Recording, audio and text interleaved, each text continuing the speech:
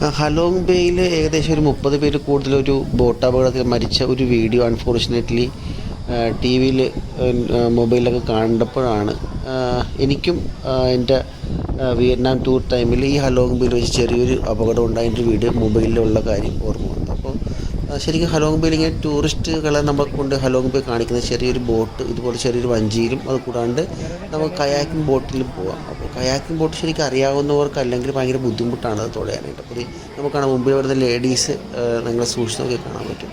നമ്മുടെ ബോട്ടിൻ്റെ നേരെ ഡയറക്റ്റ് ഡയറക്ഷനിൽ വന്നിട്ട് നമ്മളെ ബോട്ടിലൊക്കെ ഇടിച്ച് അവർ അവിടെ മറിയുമായിരുന്നു ശരിക്കും പറഞ്ഞാൽ. അവിടെ കൂടാണ്ടും നമ്മൾ പോയിട്ട് തിരിച്ച് വരുമ്പോഴും ആൾക്കാർ ഇടിച്ച് പല സ്ഥലത്തൊക്കെ മറിയുന്നുണ്ട്.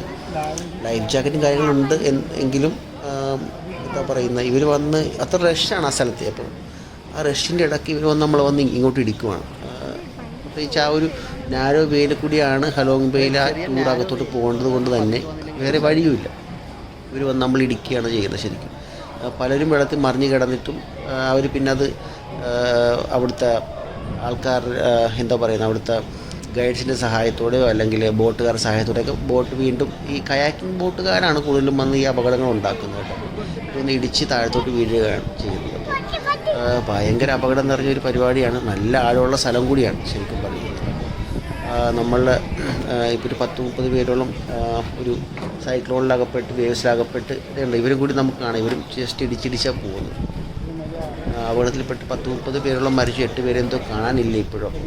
ആ ഒരു വീഡിയോ ആ ന്യൂസും ഇങ്ങനെ ടി വിയിൽ പറഞ്ഞു, ഇങ്ങനെ ഫ്ലാഷ് ന്യൂസ് പോലെ പോയിക്കൊണ്ടിരുന്നപ്പോഴാണ് എനിക്ക് ഈ വീഡിയോയുടെ കാര്യം ഓർമ്മ വന്നത്.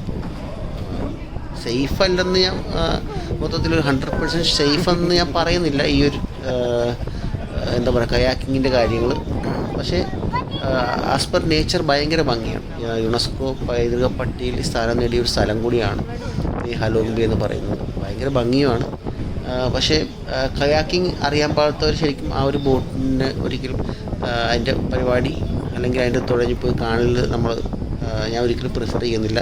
നല്ലപോലെ എക്സ്പേർട്ടായിട്ടുള്ള ആൾക്കാർ ഒരുപാടുണ്ട് കേട്ടോ അവിടെ തുഴഞ്ഞ് കാണുന്ന ഫോറിനേഴ്സ് കാര്യങ്ങൾ ഞാൻ കണ്ടു കേട്ടോ. പക്ഷേ ഈ ബോട്ടിലിടിക്കുന്നത് ഒരു അപകടം എൻ്റെ കൺമുമ്പിൽ കണ്ടുകൊണ്ട് മാത്രം ഇത് ഞാൻ നിങ്ങളോട് കാണിക്കാൻ വേണ്ടിയിട്ടാണ് ഈ വീഡിയോ ഇന്ന് തന്നെ അപ്ലോഡ് ചെയ്തത്.